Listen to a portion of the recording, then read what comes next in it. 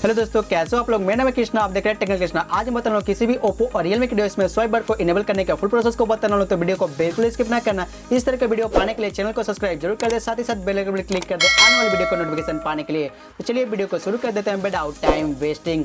Swipe बार को enable करने के लिए एक एप्लीकेशन को आपको डाउनलोड करना पड़ेगा, जो आपको प्ले स्टोर पर मिल जाता है। अगर आपको नहीं मिलता है तो मैं डिस्क्रिप्शन में लिंक दे दूंगा, वहां से आप डाउनलोड कर सकते हो। स्वाइप बार को डाउनलोड करने के लिए प्ले स्टोर को ओपन कर ले। प्ले स्टोर को ओपन करते ही VM स्वाइप सर्च कर ले।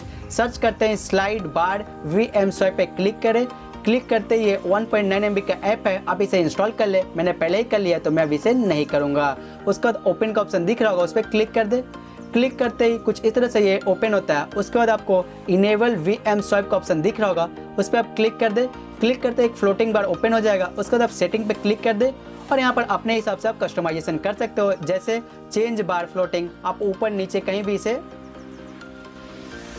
एडजस्ट कर सकते हो। उसके बाद आपको यहाँ पे चेंज थीम, उस पर क्लिक करो। क्लिक करते हैं यहाँ पर किसी भी कलर को आप सेलेक्ट कर सकते हो। मैं बाय डिफ़ॉल्ट कलर को ही रहने देता हूँ। उसके बाद बैक आ जाए।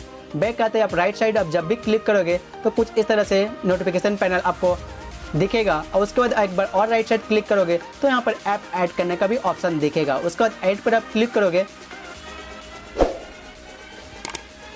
उसके बाद यहाँ पर किसी भी ऐप को वहाँ पर ऐड कर सकते हो, जैसे मैं अभी यूट्यूब को ऐड कर देता हूँ। उसके बाद नीचे आपको टिक और का ऑप्शन दिख रहा होगा राइट का, उस पर क्लिक कर दे।